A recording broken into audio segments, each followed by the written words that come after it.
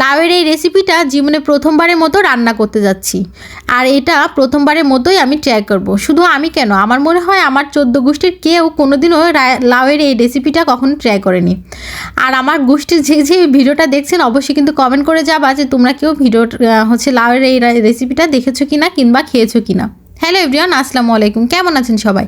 আশা করছি সবাই অনেক বেশি ভালো আছেন। আমিও আলহামদুলিল্লাহ অনেক বেশি ভালো আছি। তো এই রেসিপিটা করার জন্য আমি আমার জামাইকে বলেছিলাম একদম কচি দেখে সুন্দর একটা লাউ এনে দেওয়ার জন্য। যেমন কথা তেমন কাজ, জামাই মশাইয়ের একদম কচি একটা লাউ এনেছে, বিচিটা তেমন হয়ই না এই লাউয়ে। তো লাউয়ের সাথে আমি একটা আলু এখানে কেটে নিচ্ছি। তো এবার একটা মশলা তৈরি করে আসি, চলেন। একদম সদ্য পেকে ওঠা একদম লাল লাল কয়েকটা কাঁচামরিচ দিয়ে দিলাম, তারপর 2 টুকরো আদা, কয়েক কোয়া রসুন, 3টা এলাচ, আর দিয়ে দিচ্ছি 1.5 টেবিল চামচের মতো জিরা। সব কিছু একসাথে ব্লেন্ড করে নিচ্ছি। এবার কড়াইয়ে তেল গরম করতে দিয়ে এখানে আমি মুরগির মাংসটাকে ভেজে নেব। হ্যাঁ, ঠিক ধরেছেন, মুরগির মাংস দিয়ে আজকে লাউটা রান্না করব। বিশ্বাস করেন এটা যে খেতে এত দারুণ হবে কিংবা এত মজা সুস্বাদু হবে আমি কখনো ভাবতেও পারিনি। রংপুরের এক ভাবির কাছ থেকে আমি রান্নাটা শিখেছি। তা আমি যেহেতু রান্না করছি ভাবলাম আপনাদের সাথেও শেয়ার করে ফেলি। তো মুরগিগুলোকে আমি একটু লবণ দিয়ে হালকা করে ভেজে নিয়েছি। ভেজে নেওয়ার পরে ওই তেলের ভিতরে আমি দিয়ে দিলাম পেঁয়াজ কুচি, সাথে লবণ আর হলুদ। পেঁয়াজটা যখন একটু ব্রাউন কালার হয়েছে তখন ওই মশলা বাটিয়ে রেখেছিলাম সেটাও দিয়ে দিয়েছি। আর দিয়ে দিলাম 1 চামচের মতো মরিচের গুঁড়া। এখানে আমি 2টা তেজপাতাও ইউজ করেছি। তারপর যখন মশলাটা সুন্দর করে কষানো হয়ে যাবে তখন ওই কেটে রাখা আলুগুলো দিয়ে দেবো। যেহেতু মুরগিটা ভেজে নিয়েছি এজন্য আলুটা আমি আগে দিলাম, কারণ মুরগিটা সিদ্ধ হতে বেশি একটা সময় লাগবে না। এবার মুরগিটাও দিয়ে আমি ভালোভাবে কিছুক্ষণ কষিয়ে নিচ্ছি। কষিয়ে নেওয়ার পরে সামান্য একটু পানি দিয়ে দিলাম আলু আর মুরগিটা জাস্ট সেদ্ধ হওয়ার জন্য। যখন 80% সিদ্ধ হয়ে যাবে তখন ভালোভাবে আরেকটু কষিয়ে নিয়ে এবার আমি এর ভিতরে যে কেটে রাখা লাউগুলো রেখেছিলাম সেইগুলো দিয়ে দেবো। লাউ দিয়ে এবার এটার সাথেও ভালোভাবে কষিয়ে নেব। আমার লাউটা যেহেতু অনেক কচি এই জন্য আমি আগে থেকে কোনো পানি দিব না, ঢাকনা দিয়ে ঢেকে রেখে দেখবো যে লাউ থেকে কোনো রকম পানি বের হয় কিনা।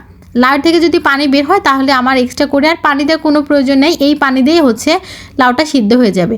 দেখেন মাশাআল্লাহ কতখানি পানি বের হয়েছে। আমার লাউটা আসলেই অনেক সুন্দর। এবার এই পানিটা টানা পর্যন্ত আমি অপেক্ষা করছি। আমার লাউটাও কিন্তু একদম সিদ্ধ হয়ে গেছে। দেখে নিশ্চয়ই বুঝতে পারছেন কালারটা পুরো চেঞ্জ হয়ে গেছে। এখন আমি খুব ভালোভাবে কষিয়ে নিয়ে আমি ঝোলের জন্য পানি দিয়ে দেবো। এখানে ঝোলের পানিটা পরিমাণ মতো দিবেন, আপনাদের ইচ্ছা মতো যে আপনারা কেমন ঝোল খাবেন। আর এটা বেশি একটা ঝোল না রেখে একটু গা মাখা রাখলে বেশি ভালো লাগে খেতে। তো আমি আমার ইচ্ছা মতো পানি দিয়ে দিলাম, দিয়ে এবার ঢাকনা দিয়ে ঢেকে কিছুক্ষণ জাল করে নিয়ে উপর থেকে ভাজা জিরে গুঁড়া ছড়িয়ে নামিয়ে ফেলে হয়ে যাবে কিন্তু লাউ মুরগির এই তরকারিটা।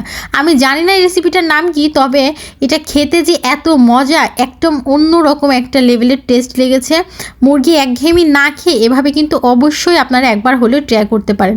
আমি জানি না এটা কোন এলাকার রান্না, তবে আমি যার কাছ থেকে শিখেছি সেই ভাবি রংপুরের ভাবি। তো ওরা এভাবে লাউ দিয়ে, মিষ্টি কুমড়া দিয়ে, পটল দিয়ে, আমি ঝিনেদা ভাবির কাছেও শুনেছি তারা পটল দিয়ে লাউ দিয়ে এভাবে মুরগি রান্না করে খায়। তবে আমার কখনো ট্রাই করা হয়নি। আমি আজকে ট্রাই করে এটা তো পুরো ফ্যান হয়ে গেছি। আমি এরপর থেকে মুরগি আনলেই অবশ্যই এভাবে লাউ দিয়ে তো রান্না করে খাবোই, সাথে একদিন মিষ্টি কুমড়া এবং পটল দিয়েও ট্রাই করে দেখবো, দেখি ওই দুটা দিয়েও কেমন লাগে। আমাদের এলাকাতে অলওয়েজ মুরগি হয় শুধু রান্না করা হয়, না হলে আলু দিয়ে।